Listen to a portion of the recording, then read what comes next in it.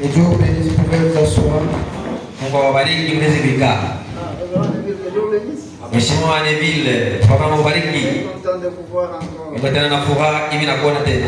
Alors nous parlons de ce sujet. Tunasemezea pa China. C'est un sujet qui est tellement très controversé. Ni China yenyewe iko na vurusha sana. Nous parlons de qui est le serpent ancien. Qui est le serpent ancien? Tunaongea pa ile mambo yanahusu nyoka ule wa zamani ni nani? C'est qui? Ni nani? Quand nous marchons dans la parole, Wakati tukitembea mnene, nous devons arriver à découvrir qui est ce serpent. tunapaswa kwenda na kuvumbula kwamba ni nani ule nyoka. Frère Branham a dit, Papa Branham alisema, ce sujet ici, il ne pouvait pas le prêcher dans une autre église. Papa Branham alisema hii China hawezi kuhubiri kanisa lingine. Il ne pouvait pas le prêcher dans l'église de Frère Jacques Mo. Ashipaswi kuhubiri mule mu kanisa ya Jacques. Il devait le prêcher au Branham Tabernacle, Alipaswa kuhubiri mpaka mu kanisa yake. aux gens à qui ils font confiance en lui. Ubale bangu wanamtumania Branham. Amen. Je suis dans rendre un service à Dieu sans que cela soit sa volonté. Niko mahubiri kutumikia Mungu nje mapenzi yake. Je prends le paragraphe 87. Makumi munane na saba ubiri. Frère Branham dit ceci. Papa Branham anasema hivi. Je prêche. Na ubiri. Je ne prêcherai pas ça dans l'église de Frère Jacques. Hii mahubiri siwezi kuhubiri mu kanisa ya ndugu Jacques. Même s'il me disait allez-y prêcher cela. Hata ikiniambia Branham wewe ubiri mu kanisa yangu. Mais je le ferai au tabernacle. Lakini nitahubiri mpaka mu kanisa yangu. Ça prendra environ 4 heures. Iko na beba masaa 4. Et mon sujet, Na shina yangu c'est la bête au commencement ni nyama kule kumwanzo et la bête à la fin. na nyoka tena kumwisho. Nyama En kumwisho. suivant le trace du serpent. Mkufuata penye nyoka alitembelea. Voyez, Unaona? il faudra environ 4 heures. Inabidi mahubiri ibebe masaa 4. La bête au commencement et la bête à la fin. Frère Branham nous parle de la bête au commencement Papa Branham anatuambia ni wale nyama et la kumwanzo bête à la fin. tena nyama kumwisho. Il y a eu un coupable. Maana yake kuko mtu alifanya mabaya. Il y a un agent causal. Kuna mtu mwenye alitenda mabaya. Quelqu'un a fait quelque chose de mal qui a amené que Dieu puisse condamner. Kuna mtu alifanya kitu kibaya kwamba ile inapeleka Mungu apate hukumu. La demeure future. Makao ya kuja. Je prends le paragraphe 49. Nabeba 48. Je vais descendre jusqu'à 51. Mpaka 51 anasema hivi.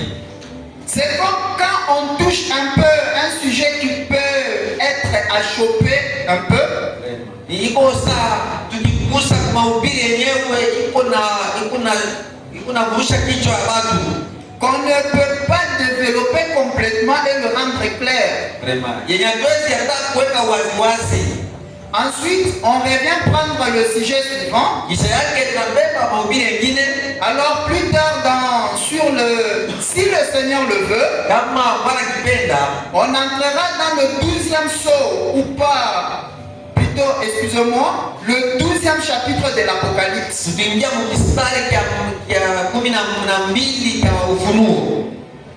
Qui se situe entre la venue du Seigneur Iko katikati ya kuja kwa Bwana et la fin des trompettes. na mwisho ya baragumu Et ainsi de suite. na vingine. On essaiera de ramener tout ça, Tutapima kuunulisha hivi vyote de montrer qui est Satan na kuonyesha kwa shetani ni et nani ce qu'il a fait, na pia alifanya d'où il est venu, na kwenye alitoka, quel est son but kazi yake ama kifundisho yake ni nini, et comment sa grande beauté qui lui a été donnée a provoqué sa chute. na kuangalia urembo wenye walimpatia wenye mnamsukuma anguke. C'est sa séduction qui a causé sa chute. Ni kutongoza kwake ndio kulifanya anguke. Ensuite, Kisha yake comment il est impossible pour tout homme qui veut considérer ça comme il faut na vile haiwezekani kwa mtu mwenye anabeba mambo safi na sahihi, la semence du serpent, mbeko ya nyoka là-dessus, pale juu, je défierai quiconque Vous voyez? Qu'il voudrait le considérer avec simplement un peu de bon sens. Un enfant peut le voir.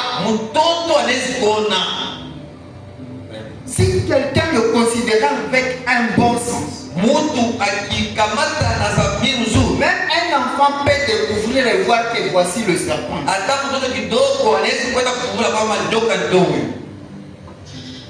C'est celui qui a causé tout le problème que nous avons. Ce n'est même pas Ève qui est l'auteur de ça. Ce ne sont pas des femmes comme d'autres prédicateurs d'église. Mais l'action causale depuis le jardin de Éden, c'était le serpent.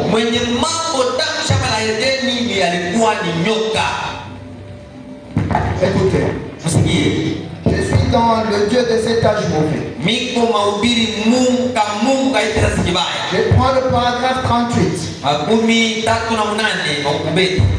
En effet, au commencement de la Bible, la parole de Dieu a été donnée à l'homme pour qu'il vive.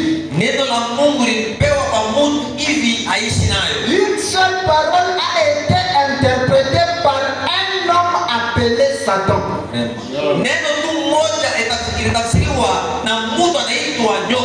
Dans la personne d'un animal appelé le serpent.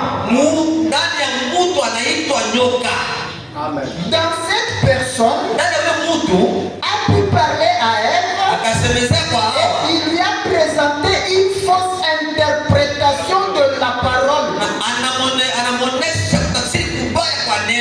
Ce qui a causé sa perte. Vous voyez? Il faut que ça soit chaque parole. Amen. Quand le diable a été chassé au ciel, il a regardé dans le jardin d'Éden. Dans qui je peux entrer? Et il a trouvé, il y avait une personne. Cette personne avait une place de l'âme, mais elle n'avait pas d'âme.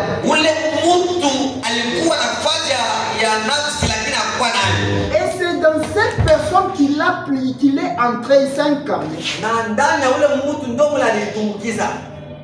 Pour arriver à son but. Donc au départ, la personne du serpent, il n'était pas un reptile qui rampait. C'était un homme qui marchait tous ses jours ici. Il était bien en bonne relation avec Ève et Adam dans le jardin. Mais seulement que il était le plus rusé de tous les animaux. Il avait le principe de la vie. Il avait la connaissance du principe de la vie. Mais il n'avait pas d'âme. Après avoir causé ce qu'il a causé là, c'est alors que Dieu l'a maudit et a ôté ses jambes. C'était un homme. Écoutez. Je suis dans COD ou question-réponse. Prêché le 28 juin 1959. Je prends le paragraphe 176. Papa dit ceci. Observez. Le serpent était semblable à un homme préhistorique.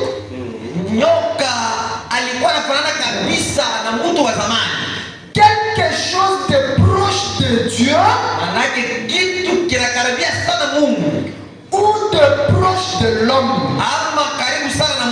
Ça ne pouvait être que ça. Il était quelque chose de proche de Dieu ou quelque chose de proche de l'homme.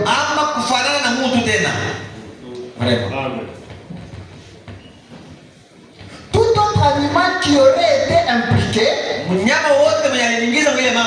que Satan aurait utilisé,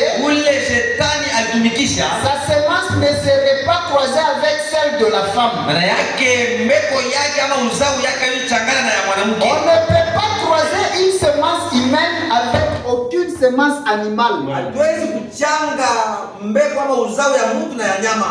Ça ne marchera pas. Haiwezi kuwezekana. Mais cet animal, lakini huyu nyama dont la semence permet ce croisement, huyu mbeko yake inaruhusu kupatana ama kuchangana, est complet. Il a disparu. Vraiment. Alipotea. Dieu l'a transformé en reptile. Mungu anamgeuza ile laana inamfanya aanze kutambala ama kulikogota. Mais souvenez-vous, Lakini mkumbuke quand il a dit, wakati alisema, pourquoi t'es-tu caché? kwa nini ulinificha? Pourquoi t'es-tu couvert de ce feuille de figuier? Kwa nini navaa ile majani ya mti? Alors ils ont commencé à se renvoyer la balle comme à l'armée. Banaanza kwenda kulituma vile sasa banaenda mjesi. Eh bien, Na mzuri. Adam a dit, Adamu akasema, la femme que tu m'as donnée mke mwenye ulinipatia m'a poussé à prendre du fruit. ndo ananisukuma nikule tunda. Oh Adam, Oh Adamu, ce n'était pas la femme. haiko mwanamke, Mais il y a quelqu'un qui a posé la chose. lakini kuna mtu mwenye alimfikiza kwa vile vyote. C'est là quand Dieu est descendu. Ndio kwa maana wakati Mungu Il alishuka, n'a même pas suivi les paroles d'Adam. Mungu akuangalia hata maneno ya Adamu. Il savait déjà qu'il y a un agent causal. Yeye alikuwa alishajua sema kuna mtu mwenye alifanya hii mambo. Il a fallu que cela puisse se passer pour que les attributs de Dieu puissent se manifester. Iliwezekane, Mungu alipenda vifanyike vile hivi macheo yake yapate kuonekanika. Écoutez, Musikie l'écriture sur la muraille. andiko pamnara ama pamwamba, Le même coupable du jardin d'Éden ule mwenye alihukumiwa kule sera le même coupable au temps de la fin. ndio mwenye atahukumiwa tena kumwisho. Amen. L'écriture sur la muraille prêchée Andiko pa ukuta le inahubiriwa 8 janvier 1958. siku ya 8 mwezi wa kwanza 58. Je prends le paragraphe 5, il dit. Nabeba ubete ya 5 anasema hivi.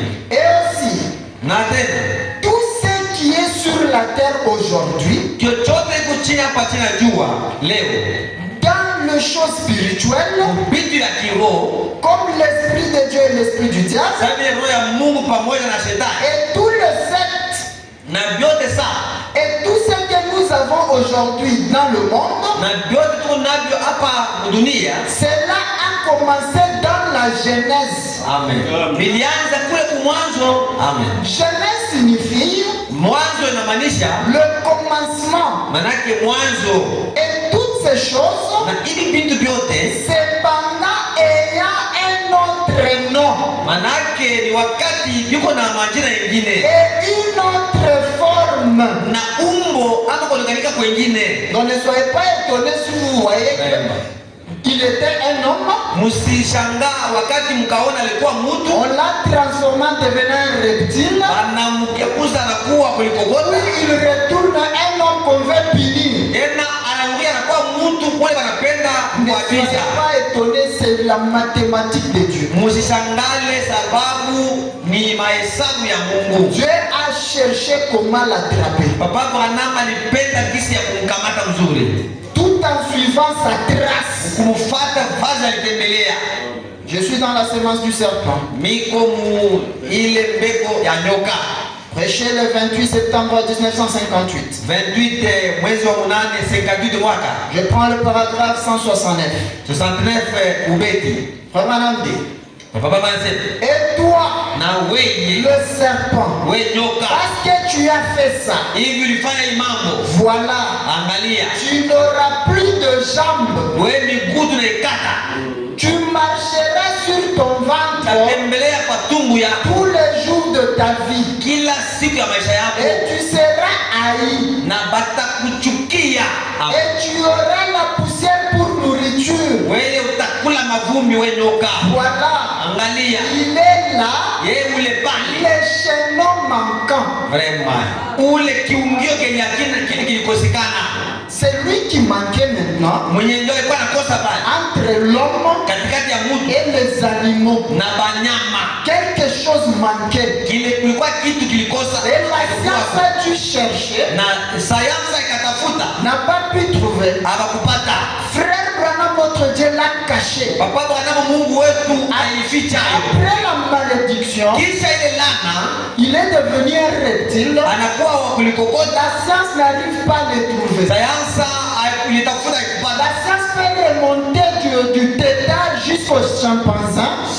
Sayansi inaweza kwenda kivube mpaka na kuchimpanzé. Mais on n'arrive pas à trouver l'espèce qui est entre le chimpanzé et l'homme. Lakini abapate ule mutu ama nyama ule katikati ya mutu na nyama. C'est l'être là que le diable a utilisé. Ndo ule mutu ule ama kile kiumbe shetani alitumikisha. Quand le diable Lucifer est entré dans cet être là, Wakati Diabolo Lucifer aliingizana le serpent a été appelé Satan. Amen. Nyoka aliitwa shetani. Amen. Nous avançons. Tunaendelea. Parce que Dieu l'a jugé, c'est à cause de l'acte qu'il a fait là. Baba mama alimhukumu sababu alifanya mambo mbaya. Et voilà, on l'a ôté le jambe et on l'a transformé. Ile mambo alifanya na mchuma bamutoe miguu na vyote. Mais tout cela typifiait quoi? Ile yote ilikuwa inaonyesha nini? Qu'est-ce que cela montrait? Ilikuwa inaonyesha kitu gani? Parce que tout ce qui s'est passé là, c'était des exemples que Dieu préfigurait. Sababu ndio ilikuwa inafanyika mshamba la Edeni, ilikuwa ni kionyesho ya kusema bibipasi mambo ilipaswa kufanyika kwa mashamba kumbe. Prenons un peu les deux écritures que vous connaissez bien. Tubebe kwa maandiko mnajua vizuri. Dans Docteur Moïse 33-34. Daktari Musa 13:33. Bon, la première chose, Kitu ya kwanza, le rein shaba et la perche, na muti ce qui constituait le serpent, yenye kilikuwa natunga ule nyoka. tout parlait de Jésus-Christ. Vile vyote vilikuwa nasemeza Yesu. Jésus parla à Nicodème, Yesu eko naongelesha Nikodemu, a dit, akamwambia comme Moïse éleva le serpent de rein vile Musa alinyanyua nyoka wa dans shaba le désert, kule kujangwa, il faut de même que le Fils de l'homme soit élevé dans le même but. iko vile mwana Mungu anyanyuliwe mkifukizo kimoya kile. Amen. Tout cela parlait de Jésus-Christ. Vile vyote vilikuwa naangalia Yesu wa Maria. Alléluia. 34 livres. Le serpent, Nyoka pour commencer, mwanzo représentait le péché déjà jugé depuis le jardin d'Éden. nyoka alikuwa anaonesha ile zambi balikuwa hukumu tangu shamba la Edeni. Le serpent dont les jambes avaient été ôtées, Nyoka mwenye balitoa miguu, le rein, shaba comme l'autel de rein, saa madhabahu ya shaba représentait le jugement divin. ilikuwa inaonesha hukumu ya Mungu, Et le ciel de rein à l'époque d'Élie, na ile mbingu ya wakati ya Elia pendant ce long règne d'Akab dans le pays, kule kutawala kwa Akabu mwile nchi, et la perche na muti représentait la croix. muti ilikuwa inaonesha msalaba, Tout représentait Christ. vyote vilikuwa inaonesha Yesu. Amen. Nous voyons le serpent à la perche, Tunaangalia nyoka kule kumuti et c'est lui dont les jambes ont été ôtées. na wenye balitoa miguu. Et Frère Branham lui nous dit que tout représentait Jésus-Christ. Papa wanasema na nyoka walitoa miguu na walikuwa kumuti, vyote vilikuwa vinaonyesha Yesu. Maintenant, si Dieu a condamné le serpent là au jardin d'Éden, Sasa kama papa Branham alihukumu ule nyoka kwa shamba la Edeni, qui était un homme, mwenye alikuwa mtu, et arrivé ici au temps de la fin, na kufika hapa hii wakati wa mwisho, qu'on puisse condamner un reptile, ça ne marchera pas. vraiment bahukumu wa kulikokota haiwezi kuwezekana. Na Il faut qu'il retourne à sa forme initiale iko vizuri aluie Mungu wake mwanzo, pour qu'il puisse recevoir la condamnation de Dieu. ili ifuate hukumu ya Mungu. La première décision de Dieu Mipango ya kwanza ya papa Branham était de condamner le péché au jardin d'Éden sur le serpent, ilikuwa ya hukumu zambi kule mshamba la chose de le condamner toujours sur le serpent. Na mapo ama mipango ya mwisho ya Papa Branham ya kumhukumu tena mpaka panyoka. Continuons. Tuendelee. Je suis dans la dédicace d'une église. Tuko mkutoleo wa kanisa. Prêché le 8 juillet 1959. 8 mwezi wa 7 59 mwaka. Je prends le paragraphe 19. 19 ubeti. Quand Élie est monté pour voir, wakati Elia alipanda ili aone, il a dit, akasema le ciel était d'orange. Anasema mbingu ilikuwa ya shaba. Le jugement divin sur une nation pécheresse. Anasema hukumu ya Mungu pa raia ya kutenda dhambi. L'orange parle du jugement. Shaba inasemezea hukumu. Le serpent lui-même et la perche, nyoka peke yake na muti, parlait du jugement qui était tombé. Ilikuwa inasemezea hukumu yenye ilifasika. Le jugement divin sur le serpent. Hukumu ya Mungu pa nyoka. Et il parlait de la venue de Christ. Ile ilikuwa inasemezea kuja kwa Yesu.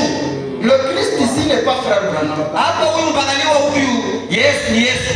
Il parlait de la venue de Christ. Anasemezea Yesu quand il serait fait péché. Wakati atafasiwa zambi. Et que le jugement divin de Dieu serait déversé sur lui. Na wakati hukumu wa Mungu wa Baba Branham itaanguka pa Yesu. Et lui était un homme. Na yeye vile alikuwa mtu. Dieu devait descendre, Mungu alipasi kushuka, s'abaisser pour un peu de temps, kuishuka ndio wakati kidogo kulishusha sous des anges, chini ya malaika, afin de mourir pour nos péchés. hivi akufe ndio madhambi yetu. C'est un rôle que Dieu est en train de jouer. Hapa ni kazi. Le rôle de Dieu lui-même. Quand Dieu était là, Wakati Mungu alikuwa ndani, alikuwa pale, on l'appelait Laurent. balikuwa namuita. À un moment donné, quand Dieu l'a quitté à Gethsemane, Wakati Papa Branham alimtoka kule il est resté sans âme. alibakia bila nafsi, On l'appelle animal. banamuita nyama. C'est pour cela frère Branham dit, Ndio kwa maana Papa Branham Dieu anasema s'est dirigé droit au calvaire Mungu alienda mara moja kwa et a Kalvari, frappé le rein de cet animal du calvaire. anapiga mara ya ule nyoka kule kwa Kalvari. Dieu ne pouvait pas punir son propre fils, non. Mungu hawezi kupiga mwanaka upekee, hapana. Dieu devait punir pour le péché du monde, il devait punir le serpent qui est l'agent causal. Jua dhambi ya ulimwengu mzima, ya dunia mzima, Papa Branham alipaswa kuhukumu nyoka mwenye alitenda dhambi kule kushamba la dini. Nous rentrons au désert. Tunarudia kujangwa. Quand le vrai croyant regardait le serpent à la perche, Wakati mwamilifu wa kweli alikuwa anaangalia nyoka pale mkumuti, il voyait ses péchés là-bas. alikuwa anaangalia madhambi yake kuile mti. Il voyait son incrédulité suspendue. Anaangalia kutokuamini kwake Parce que kufanyiwa. ce serpent qui était à la perche, Sababu ule nyoka mwenye alikuwa pale kwa il mti symbolisait le serpent du jardin d'Éden qui a causé le péché. alikuwa anaonesha ule nyoka wa mshamba la Edeni mwenye alitenda dhambi. Donc lui là à la perche Maanake yeye nyoka kule mti était l'exemple de celui-là. ilikuwa mfano ya ule nyoka wa mshamba la Edeni. Ce qu'on devait faire avec celui-là. Bile balipaswa kufanya ule nyoka wa mshamba la Edeni. Amen. Nous sommes dans la prédication intitulée Regarde. Tuko mahubiri inaitwa Angalia. Prêché le 28 avril 1963. 28 mwezi wa 4 mwaka. Je prends le paragraphe 138. 138. Mais quand un vrai croyant allait là, Na wakati mwamilifu wa kweli kwa nenda huko et regardait ce serpent-là, na kuangalia ule nyoka avec la vérité spirituelle révélée, na ukweli wa kweli mwenyewe kwa wazi, ce serpent-là lui-même, nyoka peke yake comme c'était sous forme d'un serpent, vile ilikuwa umbo ya nyoka, représentait le péché déjà jugé. ilikuwa inaonyesha dhambi ile basa hukumu. Il voyait le péché Leur incrédulité déjà jugée à partir du serpent dans le jardin de Den. C'est ce qu'ils voyaient. Donc quand ils voyaient le serpent sur la perche, ils voyaient déjà le péché jugé depuis le jardin de Den. Et cela a été jugé sur le serpent. Pas sur Adam, pas sur Ève. C'était sur le serpent. Israël dans sa patrie.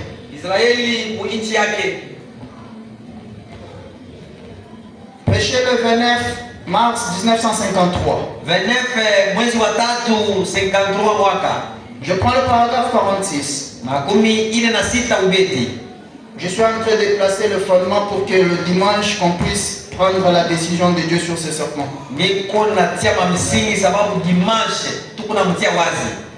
Paragraphe 46. Les enfants d'Israël sont sortis d'Égypte. Ils sont allés dans le désert. Ils se sont mis à murmurer. Dieu a envoyé des serpents brillants parmi eux qui les ont mordus. Ils mouraient par milliers. Et alors, il a fait une expiation. Un serpent de rein. Voilà l'expiation pour les enfants d'Israël. Un serpent de rein. Oh, comme c'est beau! Ces serpents de rein représentaient le jugement. Le jugement du vin. Et les péchés déjà jugés. Genèse 3:14. Dieu avait déjà jugé le serpent. Et puis dans Exode 17, vous voyez que le rein représente le jugement du vin. L'autel de rein.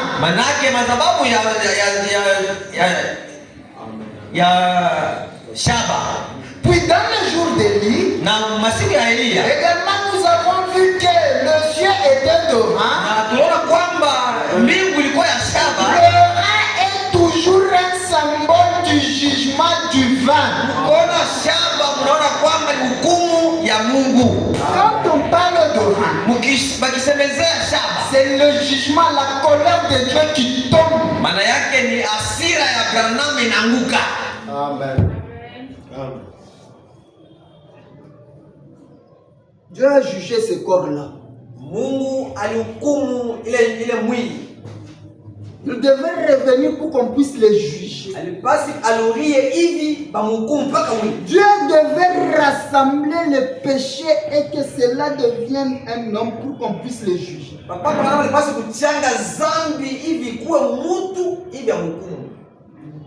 Nous n'allons pas dire que Dieu a jugé son fils unique.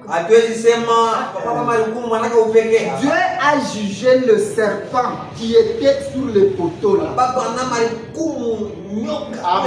Parce que c'est ce serpent qui est devenu péché. Alors Dieu devait le frapper, le punir. Nous continuons. Je vais bientôt terminer. Le sceau de Dieu. Prêché le 16 février 1961. Comment y entre-t-on? Par une poignée de main? Non. Par un document? Non. Par une dénomination? Non. Mais nous avons tous été baptisés dans un seul esprit pour former un seul corps, étant affranchis du jugement. Le corps que nous nous formons, hii mwili sisi tunatunga. cela est affranchi du jugement. Amen. Yeye aimwangalie mambo inahusu. Le corps que nous nous formons, Hii mwili sisi tunatunga. c'est le corps de Christ Branham. Amen. Ni mwili wa mpakali wa C'est Branham. un corps qui ne passe pas en jugement. Hii mwili kama hawezi pita kuhukumu. Mais le corps de l'autre là, Sasa mwili wa ule mwingine cela devait passer par le jugement. ile ilipasi ba hukumu. La colère de Dieu devait tomber sur lui. Hasira ya Branham ilipasi kumwangukia. Mais nous avons tous été baptisés dans un seul esprit Lakini sisi wote tulibatiziwa ndani ya roho moja pour former un seul corps. ili tutunge mwili Étant mmoja. affranchi du jugement. Venye kutoa ama kutoka. Dieu a déjà jugé ce corps-là. Mungu alishahukumu ule mwili. Dieu l'a jugé au calvaire. Mungu alihukumu kule Kalvario. Il n'a plus besoin d'être jugé parce qu'il est déjà jugé. Hana na mambo tena mahukumu sababu ashahukumiwa. William Branham précise. Upamama wanaume eko nasema wakati na takatifu yote. C'est quel corps? Le corps de Ni mwili wa nani? Il dit ceci. Yeye anasema hivi. Je suis dans les sceaux de Dieu, paragraphe 29. Makumi mbili na kenda. J'ai prêché le 16 février Siku 1961. ya sita mwezi wa pili mwaka wa 61. Je prends la démonologie, domaine physique. Nabeba kazi ya roho ya mwili. Démonologie, domaine physique. Kazi ya mwili, majifunzo ya maroho ya mwili. Paragraphe 37. Makumi tatu na saba. Il dit ceci. Anasema hivi. Voici ce que je crois Mwangalie kile naamini. concernant la sécurité. Huyu mambo inaangalia ukingo. Je crois que l'Église a la sécurité éternelle. Naamini amen. Naamini kwamba kanisa iko na ukingo wa milele. Toute personne qui lit la Bible le sait. Yote mwenye kusoma Biblia anajua vile. En effet, Matokeo. Dieu a déjà annoncé qu'elle paraîtrait là-bas sans défaut. Papa Abraham alikuwa sasa kutangaza kwamba ataonekanika kule bila doa. Et c'est vrai. Ni ya kweli. Alors, Na sasa et il sera. atakuwa hapo. Et c'est vrai. Na ya kweli. La Bible. L'Église a la sécurité éternelle. Kanisa iko na ukingo wa milele. Maintenant, êtes-vous dans l'Église? Eti amen. Mmoja na kanisa. C'est ce qui vient ensuite. Ndio yeye inakuwa baadaye. Si vous êtes dans l'Église, Kama uko ndani ya kanisa, très bien. mzuri. Vous êtes en sécurité avec l'Église. Amen. Muko mukingo pamoja na kanisa. Mais vous avez intérêt à rester dans l'Église. Amen. Mweje mnaitiwa kubakia mkanisa. Et comment entrez-vous dans l'Église? Na kisi kali mnaingizana ndani ya kanisa? Par une poignée de main? Mabana kwa mkono? Non. Hapana. En inscrivant votre nom dans le registre? Kuandikisha jina lako mkitabu? Non. Nous avons tous été baptisés dans un seul esprit Sisi wote tulibatiziwa ndani ya roho moja pour former un seul corps. ili tutunge mwili hii moja. Et ce corps que Dieu a jugé au calvaire, Na mwili yenye Baba Abraham Mungu alihukumu kule kwa Kalvari. c'était le corps de Jésus-Christ. Ilikuwa ni mwili wa Yesu wa Maria ama kupakaliwa. Amen. Dieu l'a jugé en tant que qui? Papa Abraham alihukumu sana. Il devait le juger en tant que ça. Basi kuhukumu saa nyoka.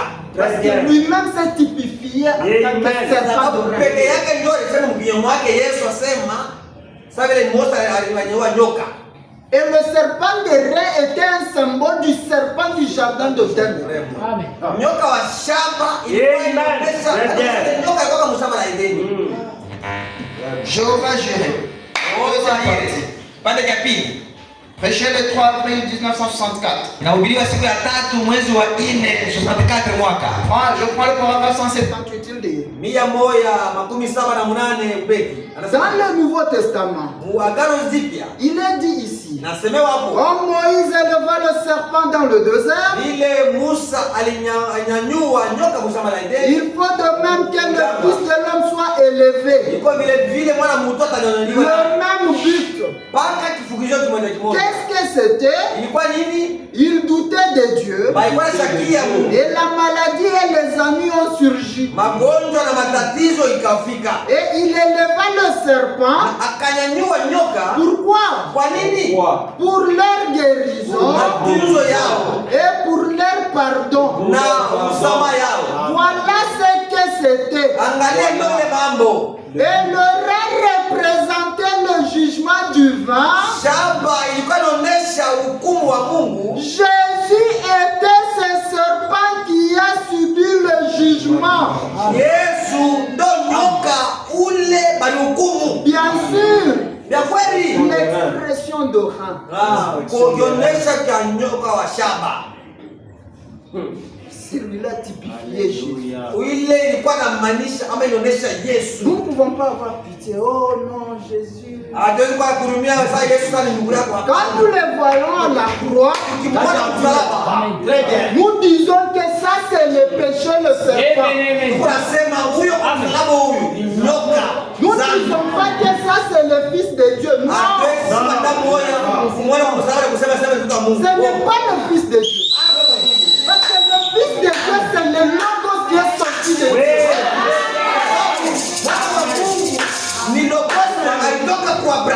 Et Dieu ne pouvait pas condamner le Fils de Dieu. Il devait nécessairement condamner le péché parce qu'il cherchait au cours des âges comment les capter, les placer sur le poteau. Bien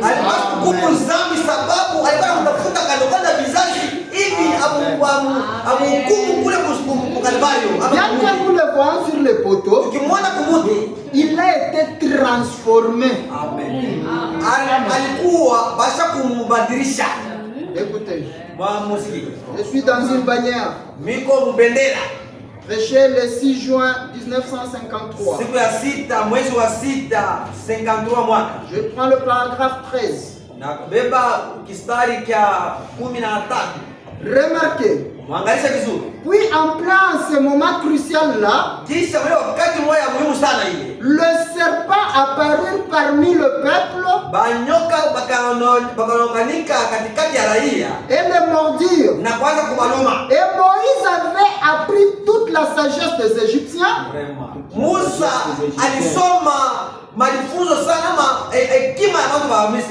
Ils étaient à des niveaux de loin au-delà dans beaucoup de choses par rapport à ce que nous sommes aujourd'hui.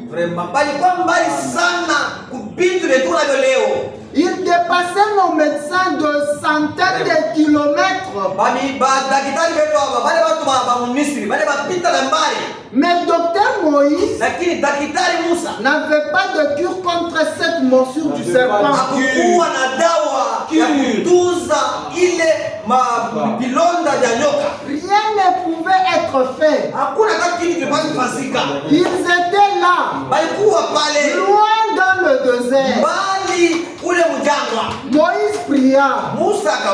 Dieu vient vers lui et lui montra le remède contre cela. J'aime ça. Qu'est-il? Dieu Jéhovah juré, l'Éternel se pourvoira. Il verra une voie.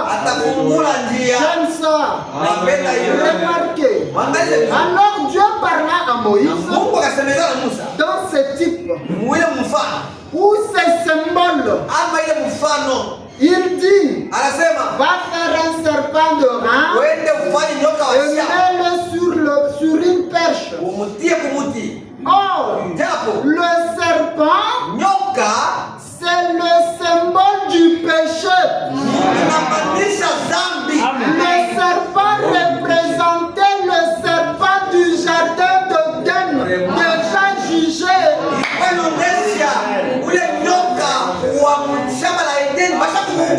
Le serpent, c'était un animal transformé. Il n'était pas un reptile. C'est celui à qui on doit maintenant juger. Donc n'ayons pas pitié. Le serpent devant sur la perche montrait seulement ce qui allait se passer dans le futur. Ilikuwa inaonyesha tu mashiku ya kuja kile kitafanyika. Comment le péché serait cloué à un poteau. Jinsi gani zambi bataipiga kule kumuti ama kumkalvario. Parce que ce que le serpent avait fait au jardin de Éden, Sababu bienye shetani ama nyoka cela a fait tomber le monde entier dans le chaos. ndo iliangusha ulimwengu mzima mpigo. Alors on devait l'attraper Sasa ilikuwa vizuri tumkamate et le mettre sur un poteau tie kumuti, et que Dieu puisse le punir. ndio sasa mpaka mapato kwa kumhukumu ama kumwapiza. La foi est une forme assurance. Imani ni kilemego moya nguvu. Prêché le 8 mai 1951. Wite mwezi wa 5 51 mwaka. Je prends le paragraphe 28. 28 ubeti. Maintenant, Sasa hivi attentivement, na utakatifu, j'aimerais que vous remarquiez ceci. nilipenda muangalishe vizuri mama. Dieu n'était pas obligé d'avoir ceci. Mungu akusukumiwa hivi akwe na hivi, Mais il a toujours eu à avoir cela. lakini yeye alikuwa mpaka na kuwa alikuwa na ile akili kuwa nayo. Apparemment, un objet que les gens pouvaient regarder, Kuonekanika kitu kenye watu walipaswa un kuangalia, objet quelconque, mambo kitu fulani, tel que le serpent de Rhin. sawa vile nyoka wa shaba. Or, il n'aurait pas dû avoir cela. Japo asipasi kuwa naye, On n'aurait pas dû avoir le serpent de Rhin. basi kuwa na nyoka wa shaba. Amen. Mais les gens, Dieu a toujours eu quelque chose pour que les gens puissent regarder. Amen. Atukubasi kuwa na nyoka wa shaba, lakini bado wanatafuta kuwa na kitu ndio bado. Ils auraient dû croire Dieu. Rema.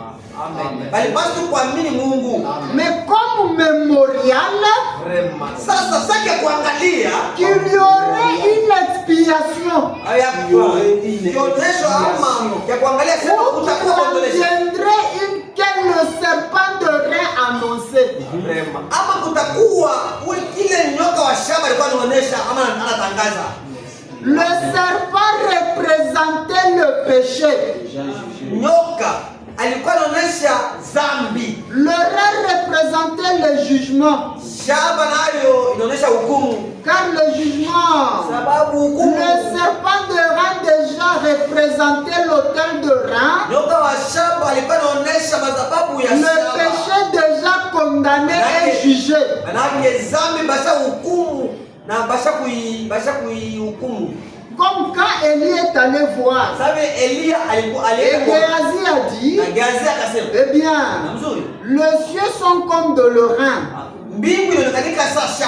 Le jugement. Hukumu. Le Rhin représente toujours le jugement. Shaba yote ukiona ni hukumu. Le serpent de Rhin, Nyoka wa le shaba, serpent représentait le péché. nyoka anamaanisha ama anaonekanisha dhambi. Cela était cloué à un poteau, Dhambi ilihukumiwa kumuti, montrant que le péché serait un jour cloué à un poteau. inaonyesha kwamba siku moja dhambi batahukumu tena kumuti. Un arbre Muti pour une double raison. mashaba mbili.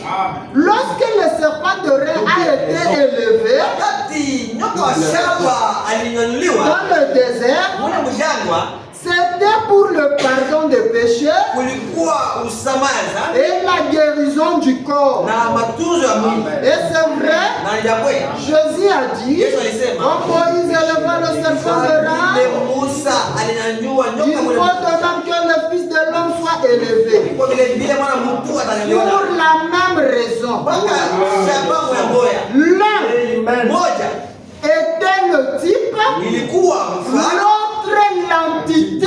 yengine ya kweli. L'un était le type, Moja l'autre l'antitype. manake mjango alikuwa ndio mfano, Yesu ndio wa kweli. Et celui du désert symbolisait celui qui a fait tomber Ève. Wa mdeze ndio alikuwa anaonyesha bwana kushaka. Ce qui nous amène à dire que Jésus est l'antitype du serpent du jardin de Éden. Ndio tunasema Yesu ndio wa kweli ule wa mshamba la Edeni. Très bien. Savez-vous que ce que Jésus a fait, cela a causé des honneurs sur l'église?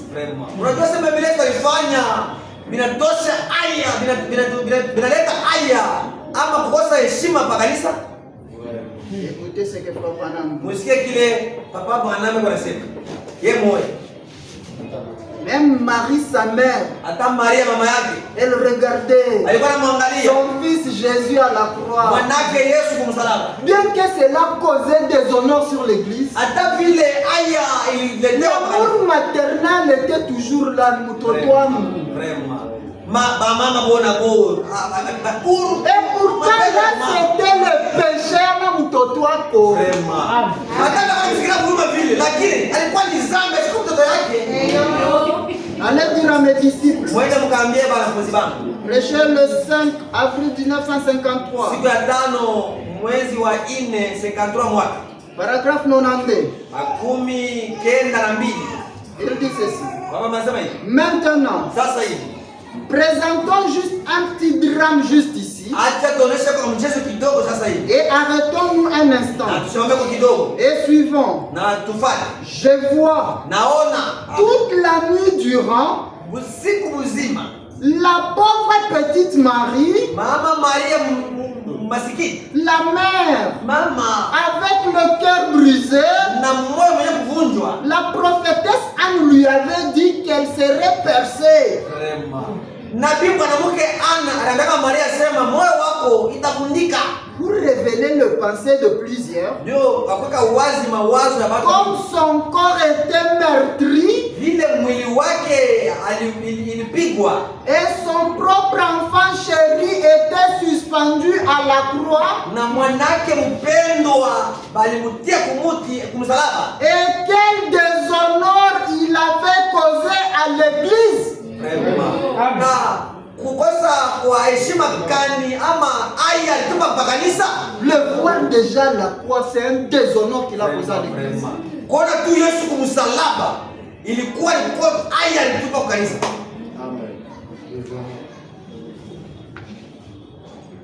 Mais pourtant, Lakini dans son cœur, ndani ya moyo wake cet amour maternel ile mapendo ya mama s'était élancé. ilitupwa. Il y avait, Kulikuwa peu importe ce qu'il avait fait, hata vile vyote alifanya. mapendo ya kumambo.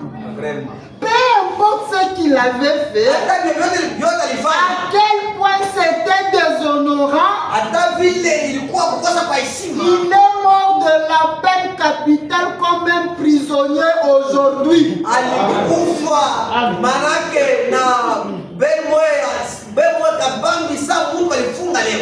Qui irait là pour être pendu Yeye alikuwa kule juu bamsulubishwe ou électrocuté ama bamtie kumoto ou autre chose. ama vingine vingine. C'est ainsi qu'il est mort. Donc kisa alikufa Dans la honte muaya et le déshonneur. na aya tena. Voyez-vous comment Dieu a puni les péchés? Unaona kisi Mungu anahukumu dhambi. Le voyez-vous comment Dieu l'a puni? Unaona kisi baba alimhukumu Le péché. dhambi. L'antitype de deux serpents, de celui du jardin et de celui du désert. Amen.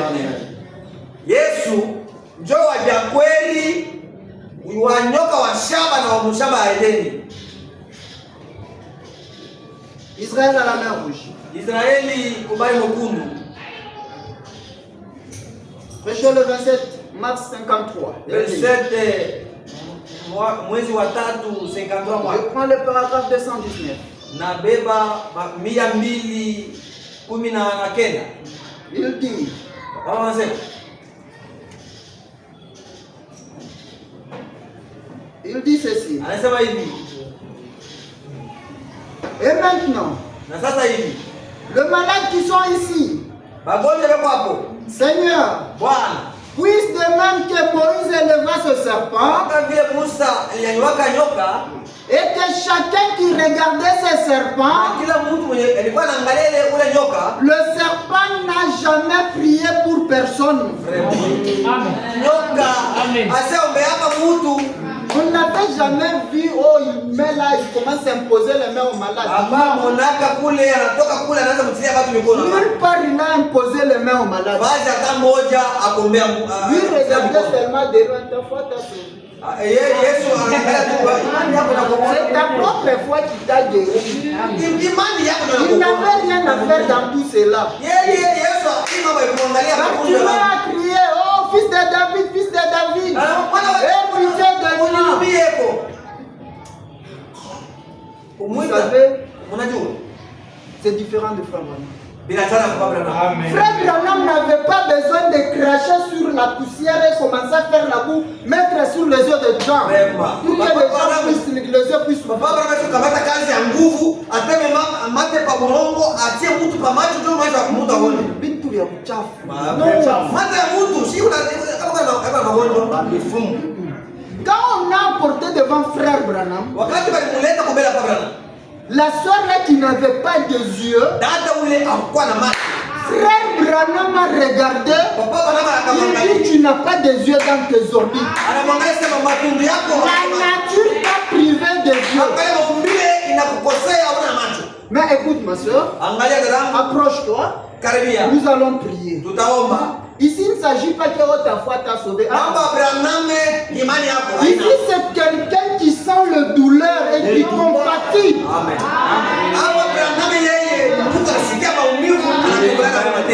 Il s'est mis à prier. Il commença à prier. Pendant qu'il priait, il a stoppé sa prière. Il regarde la soeur. Elle m'a dit que... Non, attends. Tu veux les yeux de quelle couleur? Parce que votre Dieu, vraiment, c'est un Dieu de précision. La sœur dit, Frère Branham, on a toujours dit que les yeux bleus sont bons.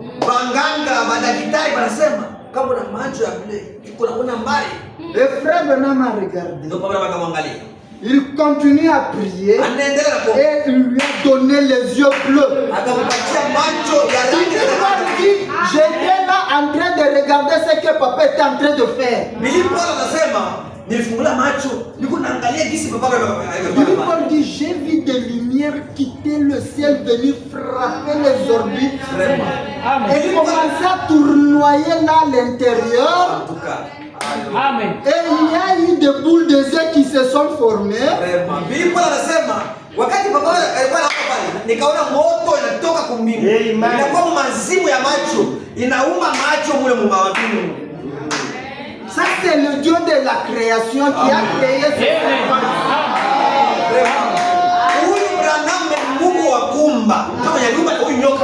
C'est lui qui prie pour les gens. Mais ne sait pas lui ne prier pas pour lui. Il regardait simplement et vivait. Regardait et vivait. Et quiconque regardait vivait. Seigneur, puisse le malade et les affligés de ceux qui sont dans ce bâtiment ce soir regardez à la croix là-bas, voir ce prince de paix pendu là, lui l'antitype du serpent.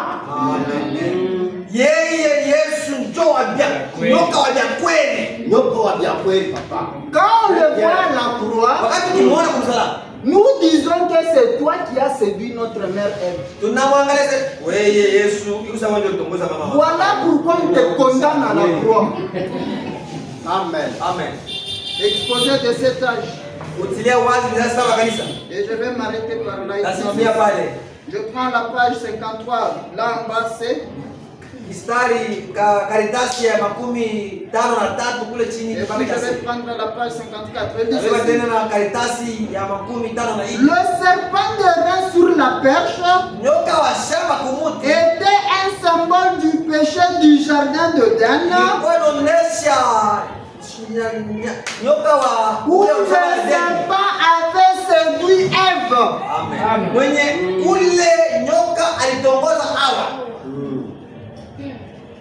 Il l'avait fait pécher. Le rein représentait le jugement.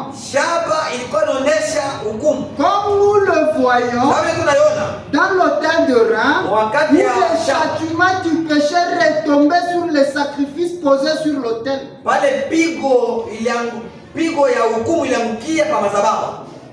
À l'époque d'Élie, wakati ya quand Eli, Dieu a jugé Israël à cause de ses péchés, wakati Mungu alihukumu Israeli kwa sababu ya dhambi yao, il a empêché qu'il pleuve alikataza mvua et isinyeshe, le ciel enflammé na mbingu ilikuwa mpaka na moto, sont devenus comme de l'Orient. ilikuwa saa shaba. Dans cette image, Nguli kuonekanika, nous voyons que le serpent sur la perche représentait le péché déjà jugé. tunaona kwamba nyoka pamuti ilikuwa inaonyesha ule nyoka ama dhambi balikuwa Car il est fait de rein sababu pour alifanywa montrer le jugement divin ndio kuonesha hukumu wa qui Mungu était déjà tombé sur le péché. yenye ilikuwa shaka mkio bazama, Alors quiconque regardait le serpent sur la perche, na kila mtu alikuwa anaangalia za nyoka kumuti, en acceptant ce qu'il signifiait, mkuitika ile ilikuwa inamaanisha était guéri, alitunzwa, car c'était l'œuvre ou le salut du Seigneur. sababu ilikuwa ni kazi wokovu ya Bwana. Le serpent sur la perche, Nyoka pamuti un type de ce que Jésus est venu accomplir sur la terre. mfano ya kile Yesu alikuwa kutimiza hapa chini ya jua. Amen. Nous le voyons. Amen. Le serpent sur la perche. Amen. Nyoka kule kumuti, Un type de ce que Jésus est venu faire. manake mfano ya vile tulikuwa kufanya. Ce serpent sur la perche est un symbole du serpent du jardin de Dieu qui a causé le péché. Ule nyoka wa shamba ule Musa alifanya ilikuwa inaonyesha nyoka ule alikuwa mshamba la Edeni mwenye alifanya dhambi. Vraiment que le Seigneur va nous bénisse. Amen.